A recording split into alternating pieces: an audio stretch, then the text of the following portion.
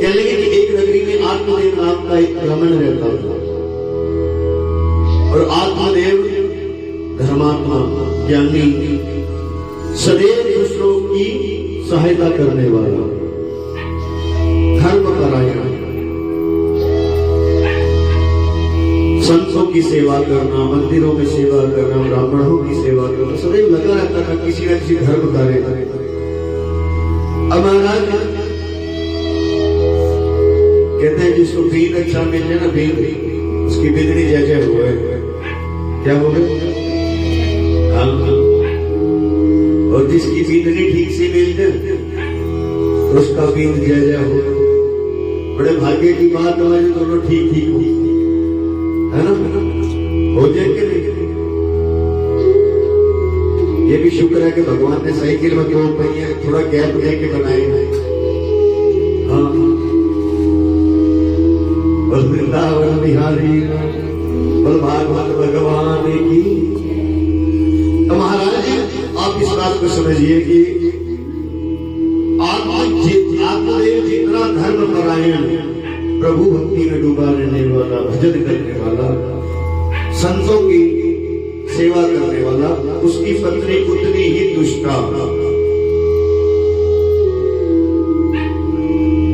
जब तक 2-4 घरों में,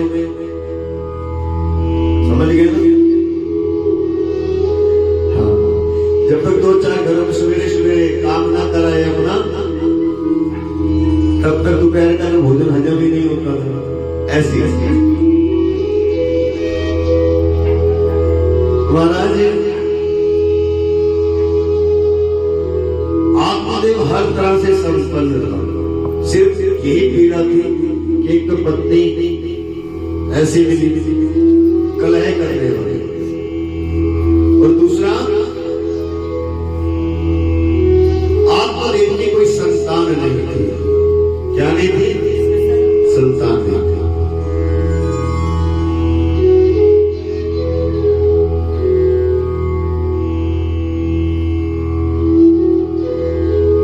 अब महाराज एक दिन की बात है, लोग भी देखो ताने पुराने समय में क्या होता था कि भी अगर किसी के संतान ना हो तो ताने बड़े मिलते। दूसरा वंश वृद्धि की चिंता सबसे ज्यादा रहती है। आजकल तो समय बहुत बदल गया कि कन्या हो, लड़की हो, लड़का हो, चलो जो है ठीक है, हर एक शख्स। नहीं तो पहले पुत्र के चक्कर में 8-8, 10 कन्याएं भी हो जाया करके। लेकिन यहाँ देख के तो इसके विपरीत ही, ना कन्या थी ना ही पुत्र। एक दिन परेशान होकर नदी के किनारे पर बैठा सोच रहा है कि मैं जीवन में किसके लिए जी रहा हूं, और ये सब व्यापार, ये काम, ये किसके लिए कर रहा हूं।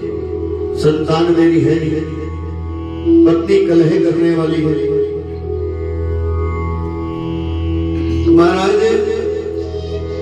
आत्मदेव कह रहे हैं कि अब इस जीवन का कोई फायदा नहीं है, इसको नष्ट कर देना चाहिए। आत्मदेव क्या हुआ, बड़ा हुआ और नदी में कूदकर अपने प्राण त्यागने लगा। जैसे ही वो कूदने की तैयारी करने लगा, कूदने लगा, वैसे ही संत महात्मा वहां पर पहुंच गए। उन्होंने उसको रोका, आत्मदेव को रोका, पूछा क्या बात है भाई, क्यों? ये तो आत्महत्या करना तो अधर्म है, पाप है, घोर नरक भोगना पड़ेगा। तो आत्मदेव ने अपनी व्यथा सुनाई। कहने लगे कि महाराज मेरी कोई संतान नहीं है, लोग ताने भी मारते हैं, कई जगह अपमान भी झेलना पड़ता है, ऊपर से पत्नी कलह करने वाली, कब से जीव तो जीव किसके भरोसे, क्या करना इस जीवन का। कहते संत हृदय नवनीत समाना, संतों का जो हृदय होता है नवनीत के समान होता है। नवनीत ही ना पता होगा, मालूम है नवनीत किसको बोले? नवनीत बोलते हैं माखन को। हाँ, माखन। अब माखन कितना नरम होता है जब निकालते हैं, तो संत का हृदय ऐसा ही होता है। संत को दया आ गई, ऋषि को दया आ गई, तो उसने क्या किया कि जब आंख बंद करके देखा तो आत्मदेव को बताया कि तेरे ना सिर्फ इस जीवन में अगले 7 जन्मों तक कोई संतान का योगी नहीं बनेगा। अब कहने लगा अपने वैसे जी की क्या करूंगा। तो संत कहने लगे कि देखो आत्महत्या करना तो अपराध है और महापाप की श्रेणी में आता है। रोने लगा, संत के चरण पकड़ लिए, विलाप करने लगा। अब महाराज संत को दया आ गई तो संत ने अपनी तपस्या का जो फल था ना, एक आम रूपी फल के रूप में उसको प्रदान कर दिया।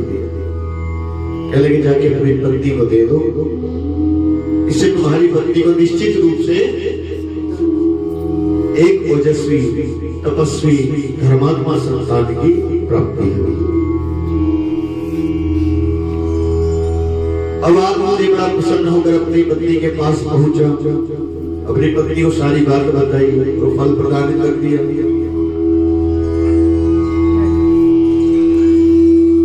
आत्मदेव कहने लगा इससे निश्चित रूप से क्योंकि संत का आशीर्वाद है, व्यर्थ तो जाए नहीं सकता, खाली तो जाएगा।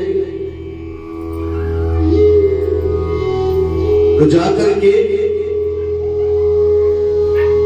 अपनी पत्नी को फल दिया और पत्नी को सारी बात बताई। पत्नी को बोला कि इस फल को पूरी श्रद्धा के साथ ग्रहण करो और हमारे जो है सुंदर पुत्र का जन्म होगा।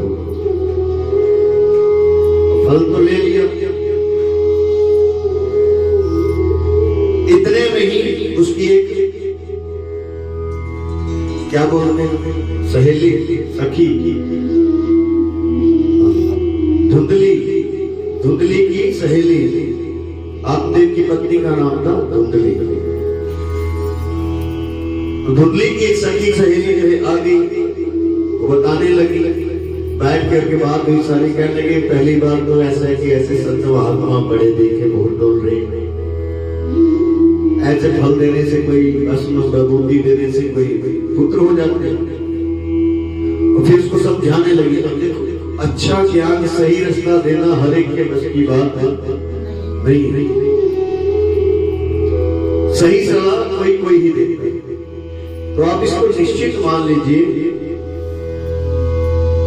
अच्छी सलाह देने वाले जो व्यक्ति है ना, उनको अपने पास संजो के रखे। उसकी सहेली ने सलाह दी, कहने लगी प्रसव पीड़ा भोगनी पड़ेगी, 9 महीने कष्ट भोगना पड़ेगा, दर्द होगा, ये नहीं खा सकते, वो नहीं खा सकते, 100 बातें बता दी। अब उसकी पति फिर गई, क्या लगी क्या करूं, क्या लगी तेरे घर में भी तो गाय है।